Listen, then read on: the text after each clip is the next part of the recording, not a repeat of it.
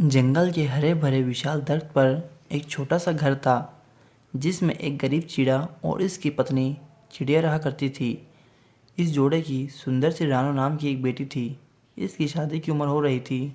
मजदूरी का काम करने वाले पति पत्नी अपनी बेटी की शादी को लेकर एक रात के अंधेरे में आपस में बात कर रहे थे। इनकी बेटी ने इनकी सारी बातें सुन ली, लेकिन इस बात से इसके माता पिता अनजान थे। क्या हुआ जी? आपको नींद नहीं आ रही?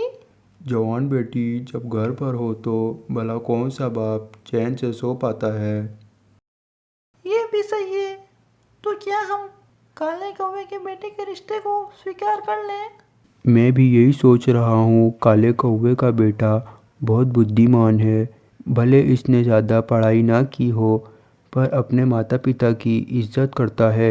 मुझे लगता है कि अपनी बेटी काले कौवे के घर जाएगी तो बहुत सुखी रहेगी। हाँ, फिर देर किस बात की? दहेज की मांग की है, यही सोच रहा हूँ। अपने पास जो थोड़ी वो जमीन है, इसे बेचकर रानो की शादी कर देंगे। अपनी बेटी अपनी आंखों के सामने खुश देखकर मजदूरी कर जिंदगी गुजार लेंगे। दुखी हो रहे अपने माता पिता को देख रही रानो चिड़िया को बहुत बुरा लग रहा था।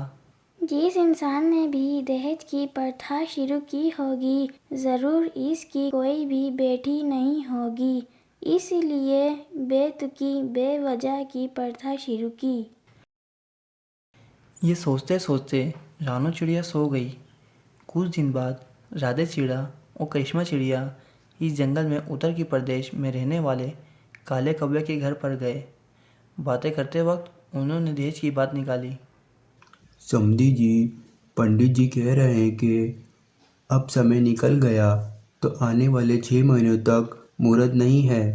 आपने जितनी दहेज की मांग की थी मैं वो भी दूंगा और सोना भी दूंगा मैं, मगर मुझे 6 महीने का वक्त दे दो।